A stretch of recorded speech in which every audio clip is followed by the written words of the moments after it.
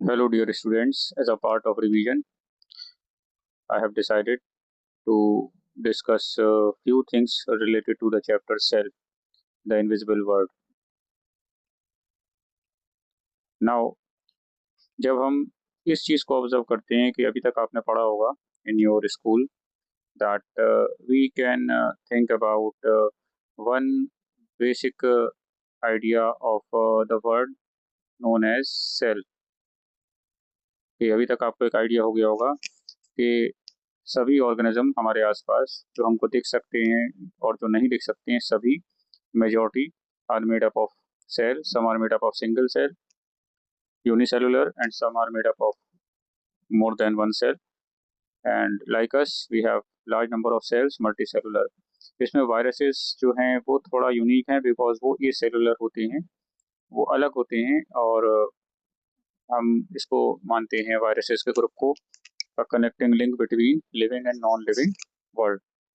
अब यहाँ पर रॉबर्ट हुक जब हम देख रहे हैं तो 1665 में रॉबर्ट हुक ने ये डिसाइड किया कि कोई अपना ऑब्जर्वेशन किस तरह से वो पब्लिश करें। तो उन्होंने जो है एक बुक लिखी माइक्रोग्राफिया, जो ओरिजिनल इसका फोटोग्राफ है, एंड उसमें physiological description of minute bodies. तो मैग्नीफाइंग ग्लास यानी कि कॉन्वेक्स लेंस था उनके पास और उससे उन्होंने ऑब्जर्वेशंस जो की थी वो इन्होंने यहाँ पर पब्लिश की। देखिए, इस आदमी ने बहुत सिंपल और परेशानी में अपनी लाइफ बिताई और ये रॉबर्ट हुक ने एक अच्छा एक्सपेरिमेंट किया था कि जो पेड़ की छाल होती है, बार्क ऑफ द ट्री, उसमें से एक पतली लेयर जो डेड सेल्स की बनी होती है, कॉर्क इसको बोलते हैं, तो उस से उस पतली स्लाइस या उस पतली लेयर को उसने देखा मैग्नीफाइंग ग्लास में और उन्होंने ये चीज़ हेक्सागोनल चैम्बर्स के बारे में बताया।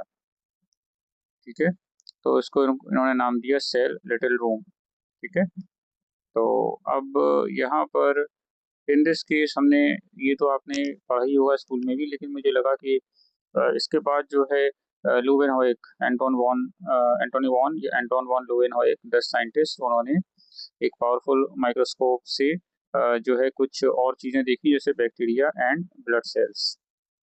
तो इसीलिए लुवेनहोइक को फादर ऑफ माइक्रोबायोलॉजी कहते हैं और रॉबर्ट हुक को फादर ऑफ साइटोलॉजी। साइटोलॉजी का मतलब होता है, this is the word cytology, study of cell.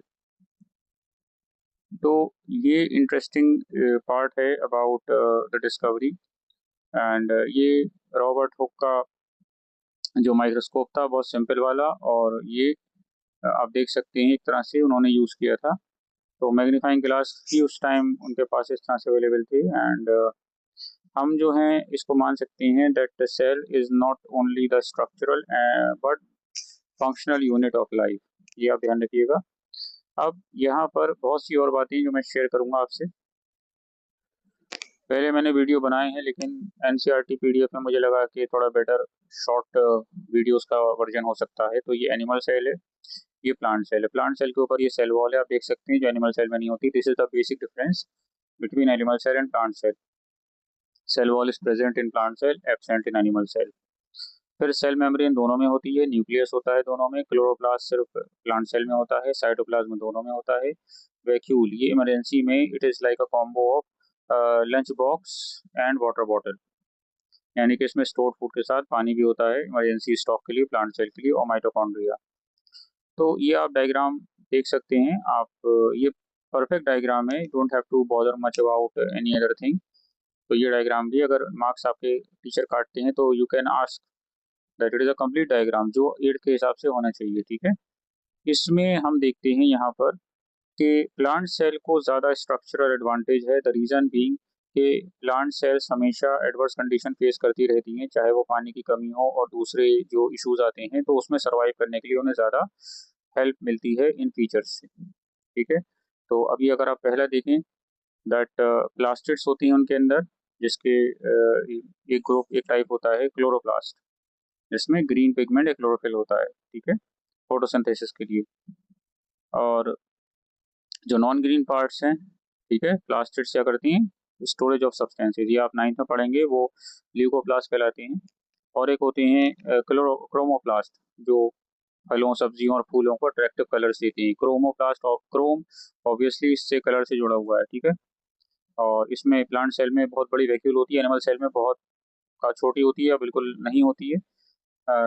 वो उसका रोल अमीबा में ज़्यादा होता है, जैसे contractile vacuole, food vacuole, but all plant cells contain vacuole.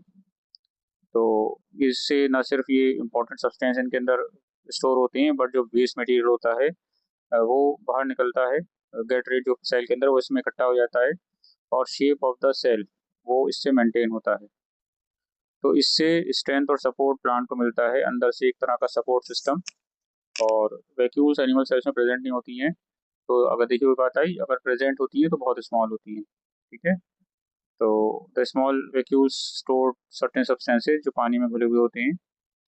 तो सेल सिर्फ एक बैग नहीं है लिक्विड से भरा हुआ, साइटोप्लाज्म से भरा हुआ, ये कॉम्प्लेक्स स्ट्रक्चर है।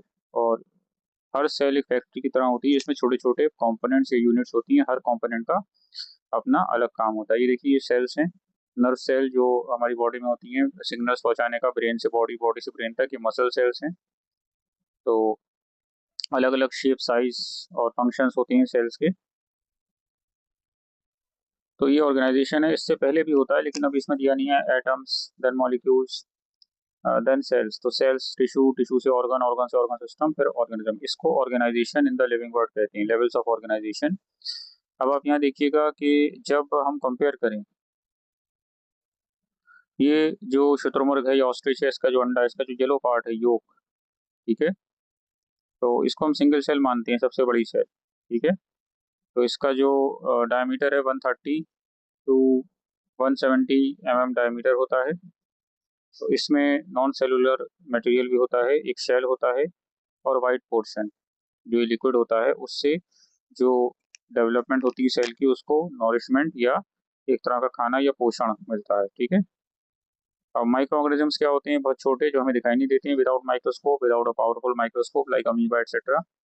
तो पॉन्ड वाटर, स्टेगनेंट वाटर, जो पानी रुका हुआ होता है किसी तालाब में या पोखर में, तो अगर हम उसे कलेक्ट करते हैं तो हमें सॉइल सस्पेंशन में, या वो गंदा जो पानी होता है मिट्टी वाला, उसमें हम क्या क्या देख सकते हैं।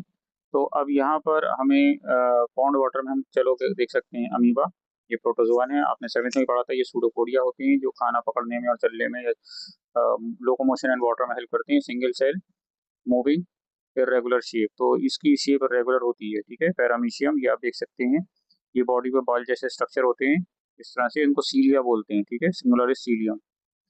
तो ये भी सिंगल सेल होती है, moves from one place to another. और स्पेशलाइज स्ट्रक्चर जिनको हम बोलते हैं सीलिया, ठीक है। इसके बाद ये एल्गी है, ये क्लेमाइडोमोनास नाम का एल्गा होता है, जिसमें दो फ्लैजिला, या हम कह सकते हैं थ्रेड लाइक स्ट्रक्चर होती है पानी में लोकोमोशन के लिए। तो सिंगल सेल ग्रीन, क्योंकि इसमें क्लोरोफिल है, और स्पेशलाइज स्ट्रक्चर, ठीक है, ये फ्लैजिला। आपकी नॉलेज के लिए बता रहा हूँ, फ्लैजिला, ठीक है, सिंगुलरिस फ्लैजिलम। फिर ये ब्रेड मोल्ड या फंजाई या फंगस, सॉइल सस्पेंशन में हम देखते हैं मिट्टी जो होती है गंदी उसमें। तो फंजाई या ब्रेड मोल्ड, फफूंदी। तो ये ब्रांच्ड हैं, देखो ब्रांच निकली हुई, filament without chlorophyll, sac like या बैग लाइक स्ट्रक्चर। क्लोरोफिल नहीं है तो of course they are saprophyte, जो सेवेंथ में आपने पढ़ा था, ठीक है। तो ये खाली मोल्ड हैं, ये भी ब्रांच होती है without chlorophyll, having brush like structure. Algae, ये स्फेरिकल हैं, अलग भी शेप होती है, लेकिन जो इसमें दिखा रहे हैं वो spherical, presence of chlorophyll, green pigment, ठीक है। बैक्टीरिया आसपास सब तरफ होते हैं, चाहे वो मिट्टी हो, पानी, ओमनी प्रेजेंट। तो स्फेरिकल, कॉमा, स्पाइरल और रॉड शेप, अलग अलग तरह के इसकी टर्म्स होती हैं। जैसे हम इसको स्फेरिकल है या कॉमा है, सबको हम बोलते हैं कोकाई, ठीक है, विब्रियो, स्पाइरलम, ठीक है। इस तरह से हम अलग अलग नाम दिए होते हैं, अलग अलग शेप्स में होते हैं।